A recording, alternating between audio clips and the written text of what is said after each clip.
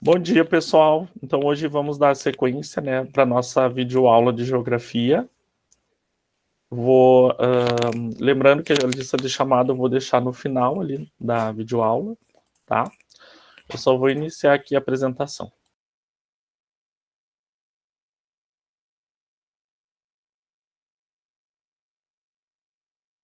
Só preciso que um de vocês me confirme quando estiver visualizando. Tá dando pra ver já. Dá? Tá dando para visualizar. Ok, muito obrigado. Vou ver aqui, apresentar. Eu sei que tem uma aqui. Vamos lá. Pessoal, então, sobre economia europeia, nós vamos trabalhar, tá? Deixa eu passar aqui. A gente vai começar a trabalhar sobre economia europeia, tá? Essa é a nossa primeira aula. Então, o que nós temos aqui?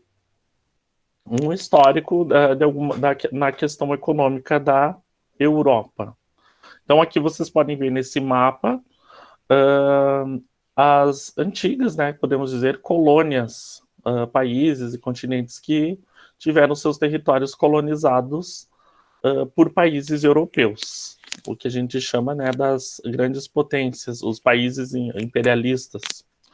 Então, até a Primeira Guerra Mundial, foi um polo de desenvolvimento, controlando o mundo através de um sólido processo de colonização, tendo assim um poder hegemônico, quer dizer, um poder soberano.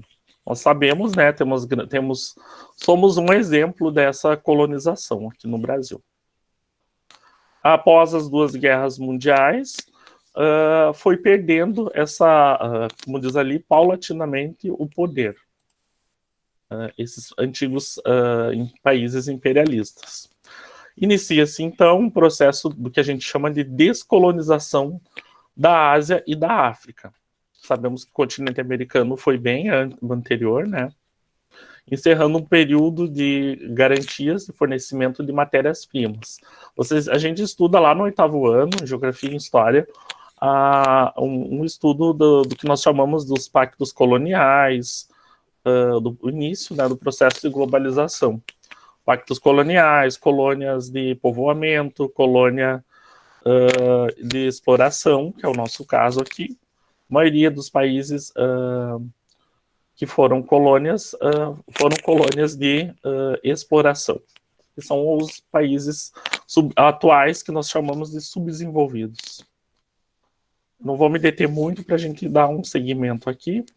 A Segunda Guerra Mundial foi fundamental para a reorganização da ordem econômica mundial. A gente está falando isso numa análise histórica, não é uma afirmação.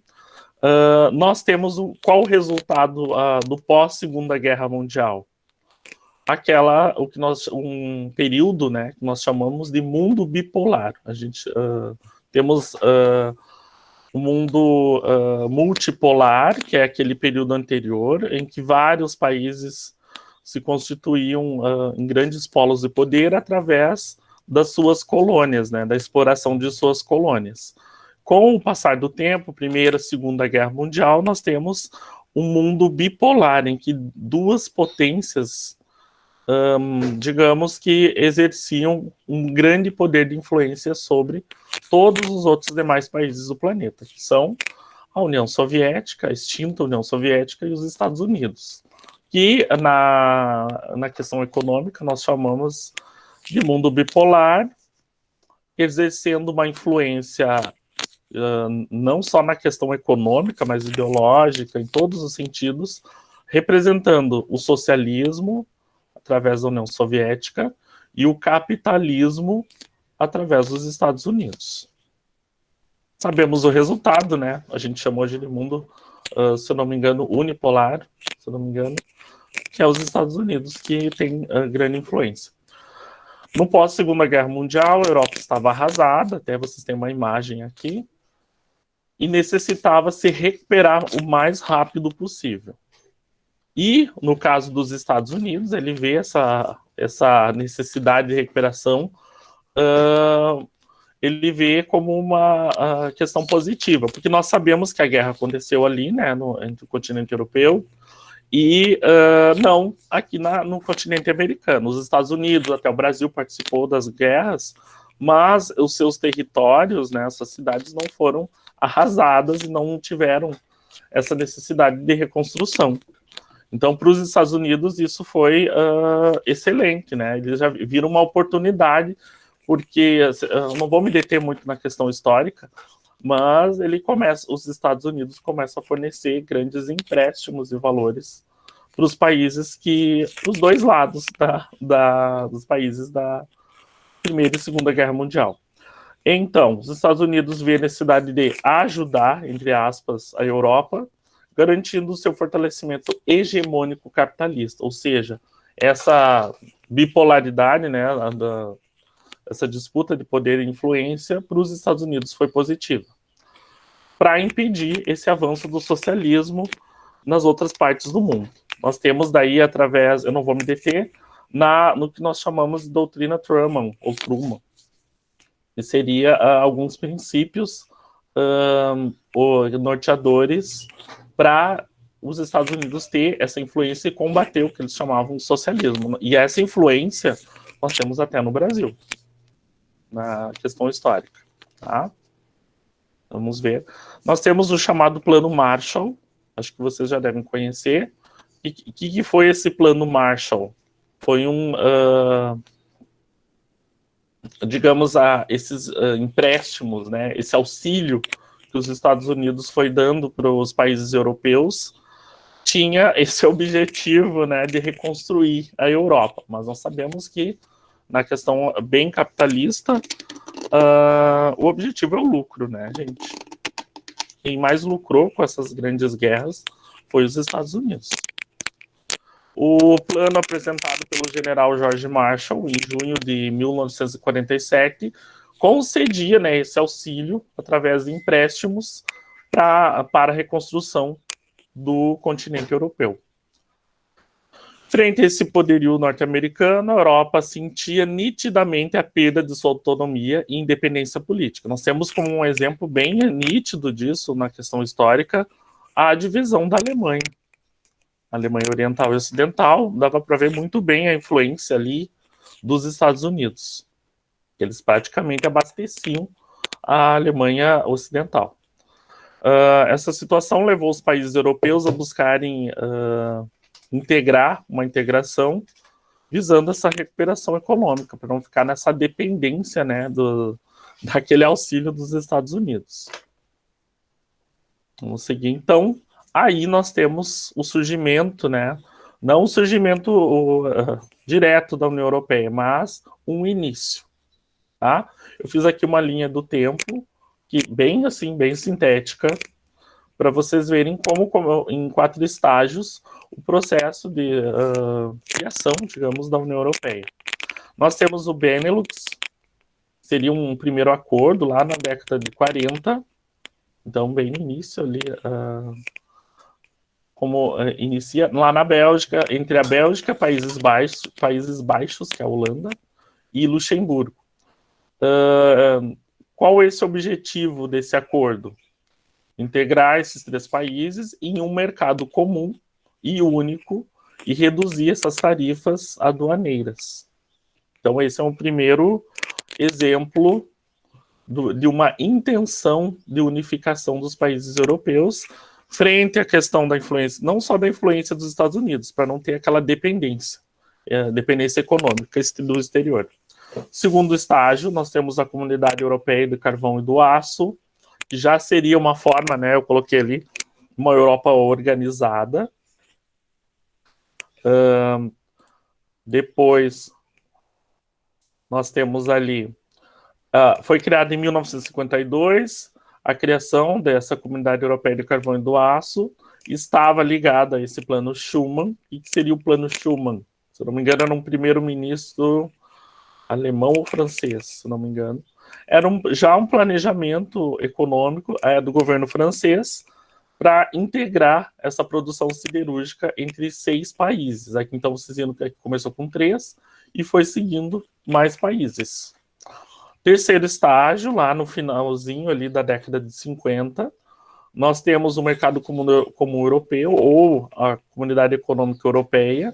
Aí nós temos países já, né, as antigas impérios, países imperialistas, França, Itália, Alemanha Ocidental e os 3 países daquele acordo Benelux. Então, essa Comunidade Econômica Europeia seria o estabelecimento de uma livre circulação de mercadorias, serviços e capitais, bem como o primeiro bloco econômico que franqueou a livre movimentação de pessoas entre países membros. Então, vocês viram que primeiro nós temos uma intenção econômica, né, de unificação dos países europeus, depois foi passando para essa questão populacional. Aí nós temos, então, finalmente, né, o Tratado de Maastricht, ou Maastricht, 1991, seria basicamente no pós-queda do Muro de Berlim, pós-queda da União Soviética, só para vocês situarem, a criação da União Europeia. Então, foi quando se atingiu aquele objetivo que eles queriam, que seria uma livre circulação de pessoas, mercadorias, bens e serviços entre os países membros. Só aqui a título de curiosidade, para vocês verem como esse bloco deu certo, né? Esse bloco econômico, eles representam hoje cerca de 33% do comércio mundial. Seria o fluxo de mercadorias entre o mundo, né? Não só ali na União Europeia. Vamos seguir. Então, aqui nós temos um mapa, deixa eu pegar aqui, dos países membros da União Europeia. Eu quero que vocês observem por que tem aqui esse X aqui que eu coloquei. Podem responder ali. Por que eu coloquei aqui? Porque não está incluído? Porque não está incluído, porque não existe mais? Porque este país aqui não faz aqui, ó, vocês estão vendo? Não faz mais parte da União Europeia. Que país é esse? Isso aconteceu dia 31 de janeiro desse ano. Qual é o nome desse país? Se localiza aqui, ó, numa ilha.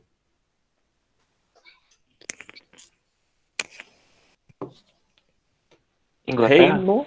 Inglaterra? Reino Unido?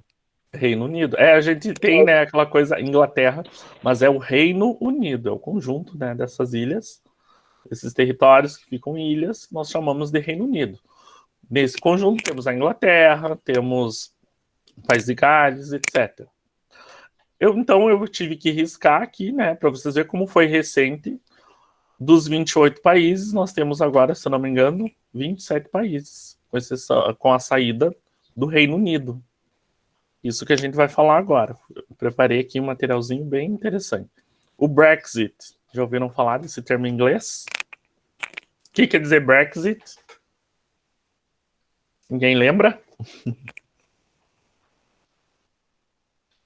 É uma abreviação de British Exit, que em inglês quer dizer saída britânica.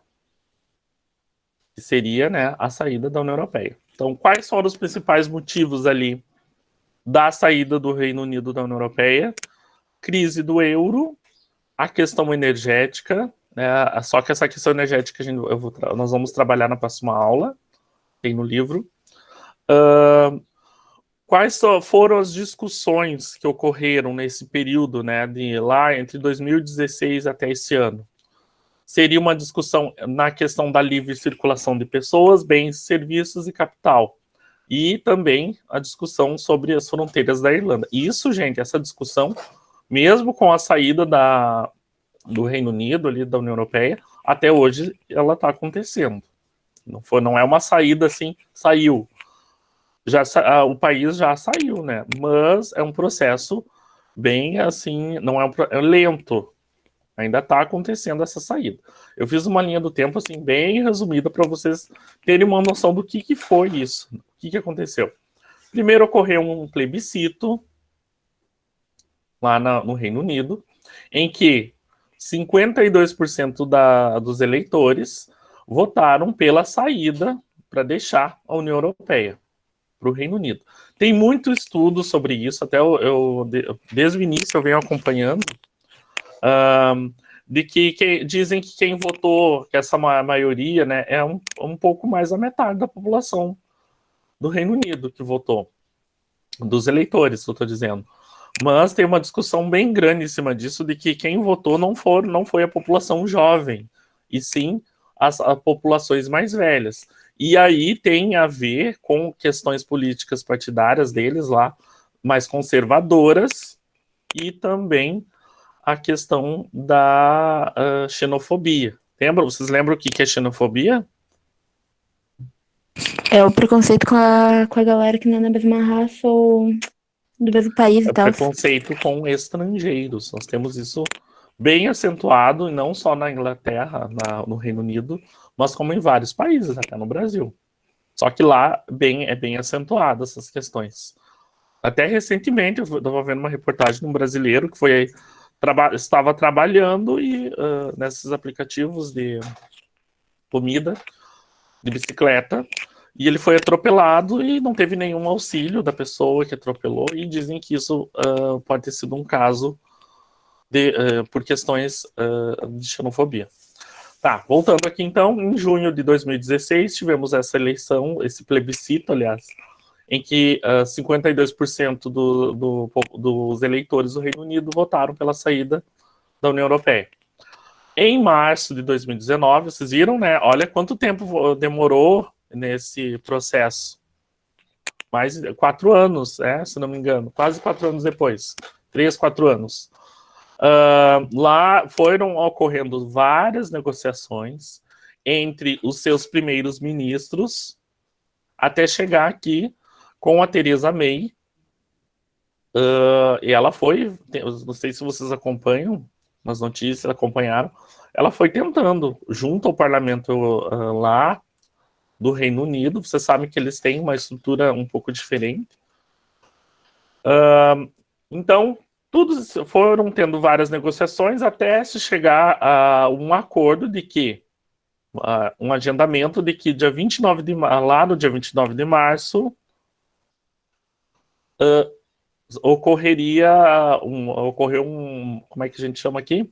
Se prorrogou essa saída para o dia 31 de dezembro de 2019, para o final do ano passado. Quer dizer que ali, enfim, ocorreria o processo de saída.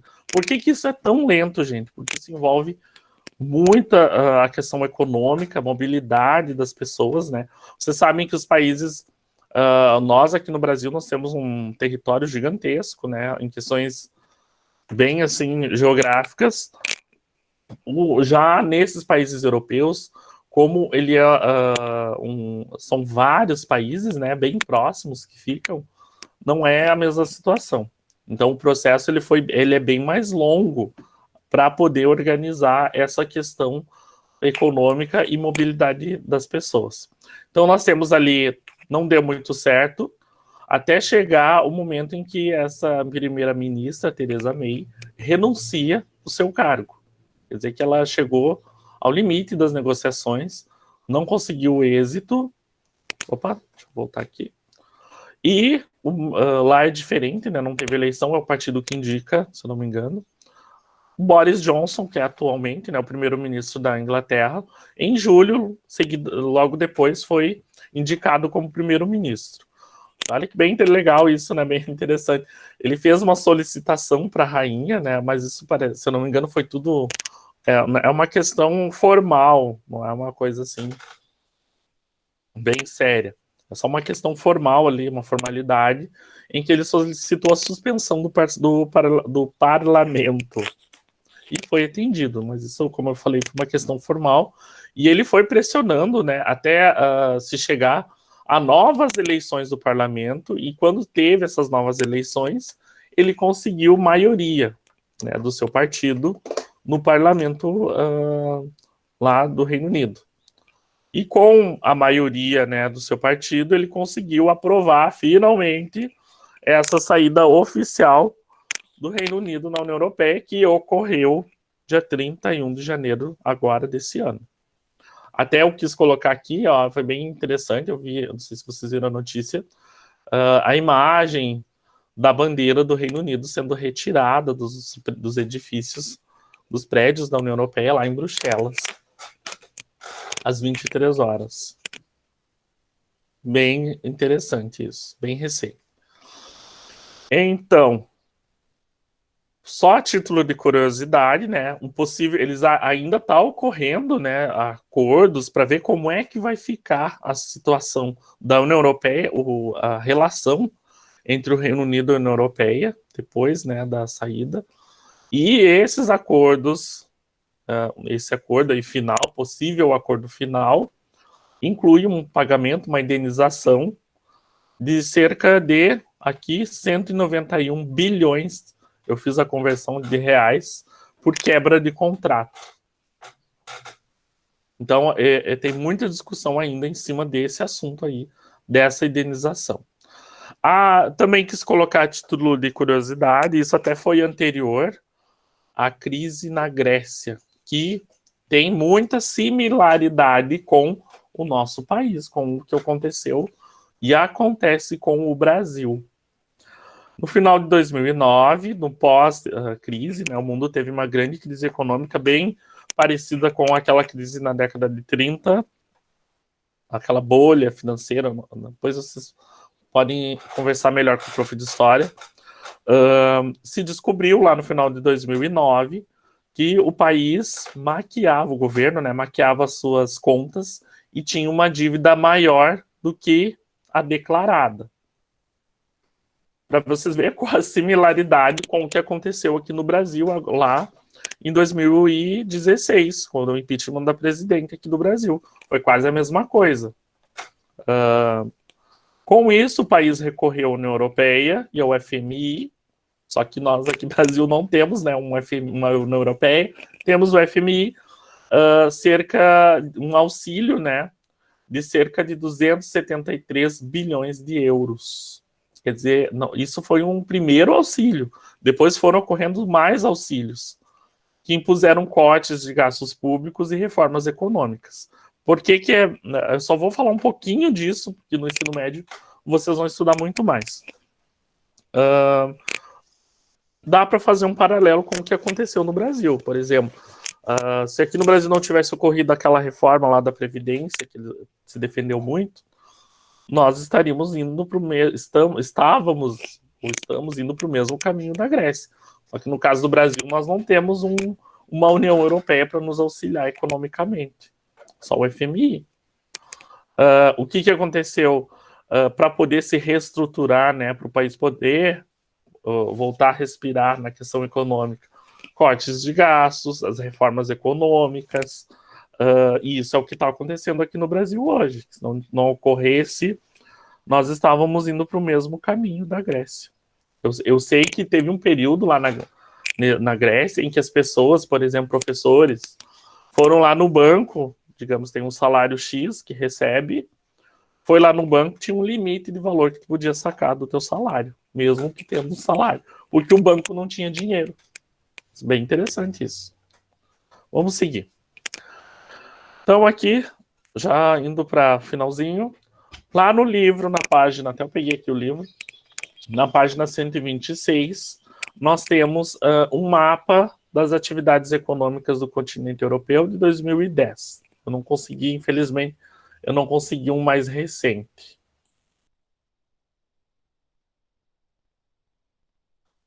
Tá. O que eu gosto de fazer sempre, eu acho que vocês já perceberam, análise de mapa. Porque a melhor coisa, a maneira mais fácil que eu vejo de aprender na geografia é estudando os mapas. Na legenda, nós temos aqui atividades econômicas. Agropecuária, a indústria, recursos energéticos, que a gente vai ver depois, financeiro, finanças, e o turismo, né? Então, nós temos aqui pela legenda o cultivo agropecuário, nessa tonalidade aqui, vocês podem ver, olha a quantidade de locais no território europeu. porque o continente europeu ele tem uma concentração, uma alta, que a gente chama de geografia, densidade demográfica, quer dizer que existe muita concentração de pessoas em locais específicos, o que sobra, né, espaço para o cultivo agropecuário. Temos áreas de pastagem, aqui vocês podem ver, geralmente são nas grandes altitudes, vocês podem ver ali, nas áreas onde não tem a possibilidade da agropecuária. Áreas de floresta, lembram que o continente europeu tem na predominância de floresta tropical não temperada. Área com limitações para uso agrícola, quer dizer que não tem possibilidade devido às baixas temperaturas, que vocês podem ver, né? Mais ao norte, aqui nessas áreas maiores. Ao norte, aqui onde tem as maiores altitudes. Pesca de alto rendimento, vocês podem ver aqui bem nas proximidades aqui do Oceano Atlântico, do mar, acho que não, mas aqui ao norte. Oceano Glacial Ártico. Indústria, aqui no tom amarelo. Área industrial, as áreas industriais, vocês podem ver aqui, próximo à Rússia, e mais. Aqui já é o que a gente chama, logo a gente vai trabalhar melhor. A Europa ela tem uma divisão, né, que a gente estuda na geografia, Europa Ocidental e Oriental. Isso tem influência histórica, mais histórica, devido àquela questão da pós-Segunda Guerra Mundial, mas isso a gente vai estudar depois, só para vocês terem uma ideia. As áreas industriais, aqui em amarelo, vocês podem ver, são em diversas regiões, onde se concentra mais é nessa região aqui, ali próximo a Bruxelas, aqui no limite entre os países de França e Alemanha, né? Recursos energéticos, aqui vocês têm por essas miniaturas, essas antenas, vocês podem ver, olhem, vários locais, mas temos uma curiosidade desses recursos energéticos, não são hidrelétricas, né, na sua grande maioria, são usinas nucleares. Isso é bem interessante. É uma das discussões da saída, né, do Reino Unido da União Europeia. Temos um episódio bem conhecido, que é o Chernobyl. Até recomendo vocês assistirem aquela série da HBO, muito boa. O carvão, a questão energética relacionada ao carvão. Vocês podem ver pelas miniaturas. Centro econômico financeiro, importante. Nós temos ali o centro econômico histórico e econômico lá de Londres, um dos mais conhecidos, na Alemanha e etc. Professor, Oi. é para colocar o nome agora ou se eu vou mandar o link no finalzinho, tá? Já estamos encerrando. Turismo, não dá para a gente esquecer de falar sobre turismo. Vocês podem ver aqui, ó, essa máquina fotográfica aqui, essa miniatura, em vários locais, principalmente nessa região aqui, né? Muitos países europeus têm como praticamente a maior fonte econômica o turismo. E no caso da Itália, tem, né, uma grande fonte, um grande fluxo, que agora, na pandemia, ficou bem prejudicado. Não sei, diz o meu irmão que vai estar bem mais barato as viagens. Não sei. O problema é que o real. Ali no livro vocês têm 4 questões, tá?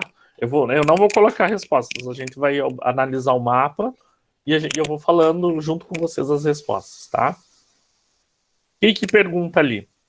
Em quais países europeus se concentra a maior área industrial da Europa? Vamos ver ali no mapa, vamos voltar lá. Onde tem a maior área, quais países que têm as maiores áreas industriais? É onde tem essa tonalidade aqui, de acordo com a legenda. Ali, o que diz ali? Vamos ver lá no livro. O livro até está melhor de observar esse mapa. Alemanha, né? Vocês podem ver ali a maior quantidade na Alemanha. França. Na Bélgica.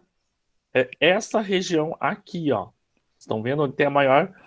Pela tonalidade, eu consigo identificar esses países. Então, qual seria a resposta ali para a primeira pergunta? Onde tem a maior área industrial? Alemanha, França, Bélgica e o que a gente chama de Países Baixos, ali na região da Holanda. Tá? Número 2. Cite ao menos 3 centros econômicos e financeiros da Europa. Vamos ver ali. Eu estou olhando aqui no mapa porque para mim está melhor no livro, aliás, de observar o mapa do livro. Como é que eu vou me localizar? Como é que eu vou achar essa resposta? E que pergunta ali, 3 centros econômicos. Vou pela legenda, onde tem o cifrão. Então, onde tem esse cifrão? Eu posso citar vários ali. Vamos olhar lá no mapa. Paris, Bruxelas, Frankfurt, Rotterdam, deixa eu ver, onde mais? Londres. Deixa eu localizar ali que eu não estou colocando. Descobri essa canetinha que é bem legal. Barcelona. Barcelona. Vamos ver ali. Paris, cadê? Para mim tá bem difícil. Deixa eu ver aqui. Não achei aqui Barcelona.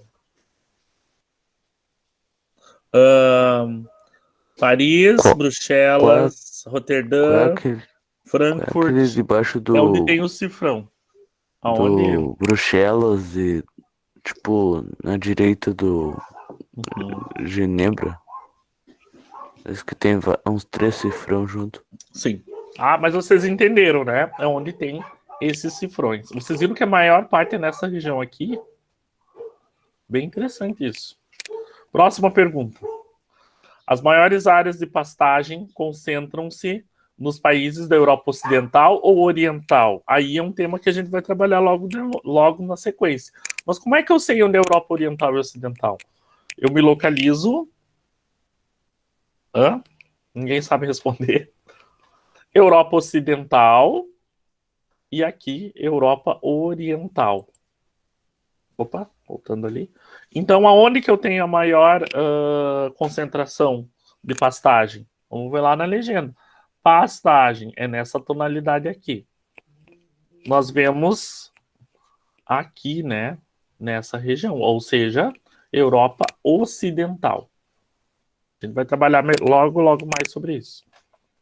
Qual é o país da Europa que possui mais áreas de relevância turística? Eu falei antes. É essa região aqui. Qual é esse país? Que tem no mapa o formato de uma bota. Itália. Itália. Isso aí. Viram como é fácil? Eu gosto muito, vocês vão ver que eu acho muito interessante, sugiro. A gente estudando o mapa aqui pela legenda, se localizando, é a melhor forma de estudar geografia. Eu gosto muito disso. Seguindo. Então aqui, nós temos uma vista de Frankfurt, na Alemanha. A Alemanha, gente, é praticamente o país mais importante da União Europeia. No caso, o Reino Unido também foi uma perda muito grande. Frankfurt, na Alemanha. Aqui é a vista do sudoeste sobre o horizonte ao norte do rio Main. Eu tive que cortar porque é bem grande a imagem. Nós temos ali no livro, isso é o que está no livro. Densamente ocupado, o território europeu é um dos mais produtivos. Quer dizer que, como tem uma alta concentração populacional em algumas áreas e outras não, e essas não são maiores, isso torna o território mais produtivo. Agricultura diversificada, intensa atividade pesqueira e indústrias de alta tecnologia movem a economia do continente, principalmente nessa região aqui da Alemanha. A Alemanha é praticamente o país mais importante. Para a gente analisar, né, fazer uma análise histórica da Alemanha até chegar aos dias atuais, para ver como o país conseguiu se reestruturar. Aqui nós temos uma vista bem legal, essa foto, do Centro Financeiro Histórico de Londres. Esse prédio aqui ele é bem conhecido. Aqui vocês podem ver, dá para ver muita coisa, obras, né? É o Centro Financeiro e Histórico. Não dá para ver o Parlamento Europeu, nem... não dá para ver aqui, mas é nessa região. A Europa possui também inúmeros centros financeiros mundialmente importantes, principalmente nas capitais dos países mais ricos da Europa Ocidental. Lembrando que aqui eu estou falando Europa, tá? No caso, o Reino Unido faz parte da Europa, né? Ele só deixou de fazer parte da União Europeia. Destaca-se também a atividade comercial e o setor de serviços altamente diversificados e especializados que possuem grande peso na economia. Então, para a União Europeia, né, a perda do Reino Unido bem grande. E a questão turística, né? A gente não pode esquecer disso. Quem não gostaria de visitar a Europa? Agora, na época da pandemia, não, mas futuramente. Só um pouquinho aqui. No setor de serviços, o turismo é uma atividade de grande relevância para a economia europeia, desenvolvido nas áreas urbanas, rurais e de preservação ambiental. O continente europeu é um museu a céu aberto, né, gente? E é isso aí. Coloquei o Mr. Bean aqui, um personagem humorístico bem conhecido lá na Europa. Deixa eu parar aqui. Pessoal, então era isso. Eu vou colocar agora aqui rapidinho para vocês. Eu vou deixar até ali até as 11 por aí a lista de presença, tá? Vou colocar aqui o link. Da manhã ou da noite? A lista agora da nossa aula de hoje. Não, até as 11 da manhã ou até as 11 da noite? Da manhã, né?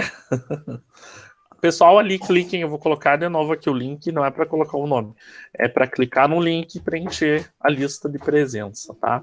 Eu estou fazendo também um teste, uma testagem, para ver se eu vou conseguir vincular lá depois eu coloco a gravação no Google Classroom.